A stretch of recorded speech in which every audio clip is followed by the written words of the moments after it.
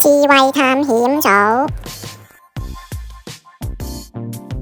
大家好，呢一集嘅 Staycation 體驗呢，我哋就嚟到香港尖沙咀海悅酒店 Hyatt Regency Hong Kong 尖沙咀。酒店位於 K11 商場嘅上蓋，所以如果搭地鐵喺尖沙咀站出閘，就可以經地下隧道嚟到 K11，再轉電梯直達酒店大堂，非常之方便。呢次嘅住宿體驗喺 check in 嘅時候都算係順利嘅，我哋唔使點樣排隊，好快就辦好咗手續。今次嘅住宿計劃除咗1晚嘅海景雙人房之外呢，我哋亦都可以用佢嘅行政走廊嘉賓軒嘅餐飲服務，包括咗歐陸式嘅早餐啦、黃昏雞尾酒同埋呢個小食啦，全日嘅生果、咖啡、茶、汽水服務。事不宜遲，係時候嚟個 room tour 睇下間房係點嘅。我哋今次呢就住喺酒店嘅21樓，酒店房都算幾大，裝修就行簡約風格嘅，舒服得嚟呢唔會太過高調。浴室呢有一道趟門，拉開嘅時候呢，洗手間就會同睡眠空間連成一線，所以就算沖涼嘅時候呢，都可以望到維港景色，都算幾特別。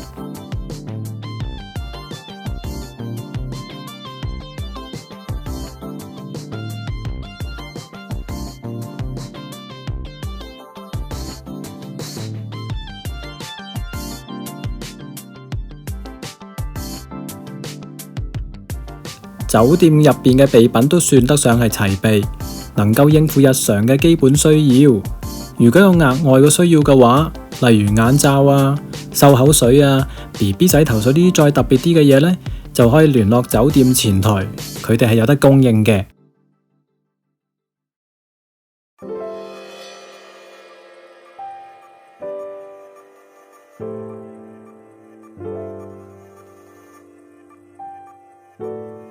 又嚟到例行嘅抹布測試，喺清潔員經常接觸個表面之後呢，抹布同埋水都仍然保持幾乾淨，所以呢間房嘅清潔度令人滿意。呢間酒店嘅平台亦都附設咗一個幾大嘅泳池，而呢個泳池呢係同樓上嘅住宅名住一齊共用嘅。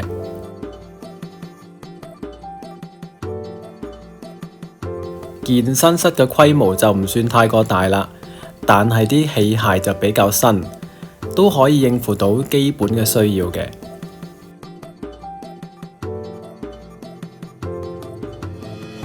喺嘆完 hea 完一輪之後，已經係黃昏時段啦。做完運動有啲肚餓，走上去23樓嘅行政走廊嘉賓軒試下佢嘅黃昏小食先。今日餐廳都唔算太過爆滿，嘢食都有 keep 住添嘅。沙律吧呢嘅嘢食就一般啦，中意熱食嘅朋友呢，呢度仲有芝士通粉啦，同埋有咖喱配咗薄餅添。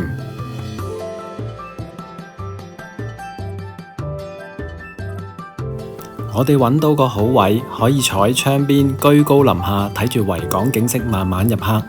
感覺都好寫意喎。除咗嘢食之外，我哋仲可以任叫一啲簡單嘅酒精飲品。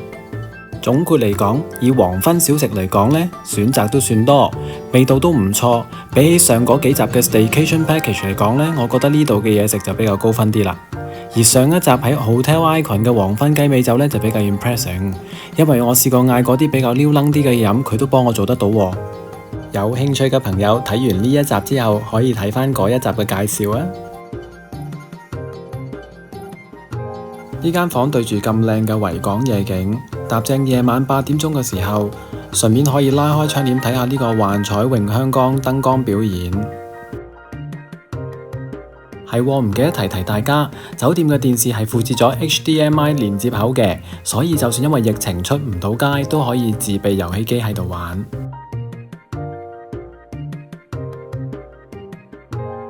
第二朝嘅早餐，我哋繼續去嘉賓軒嗰度享用。比起之前嗰晚嘅黃昏小食，早餐嘅選擇望落去更加多，我哋就食咗個幾豐富嘅早餐，為我哋今次嘅 Staycation 畫上一個幾完美嘅結尾啦。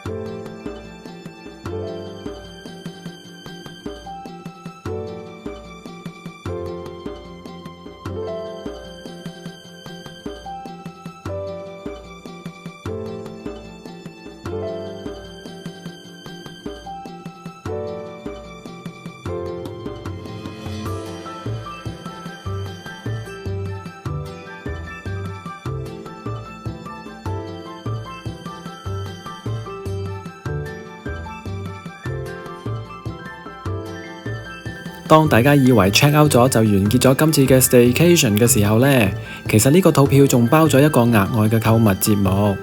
就係價值300蚊嘅 K11 Select 電子禮券啦。但係要留意呢，就係呢個禮券只適用於 K11 Select 嘅零售商店，係唔包括入邊嘅 Atom 同埋 Agnes B 餐廳嘅。雖然係咁，我哋都自費試咗呢度嘅 Atom 餐廳，呢度嘅嘢食好有 fusion 嘅風格，味道非常之好，擺盤亦都好靚。鍾意打卡嘅朋友應該會好鍾意嚟呢度嘅。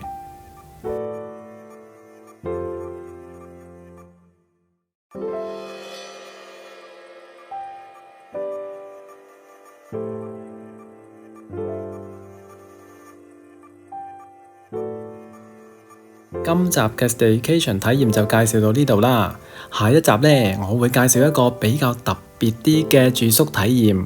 千祈唔好錯過啊！如果鍾意呢段片嘅話，記住 CLS 三部曲，俾個 comment 同埋 like， 順便 share 段片同埋 subscribe 我哋個 channel。下一集見，拜拜。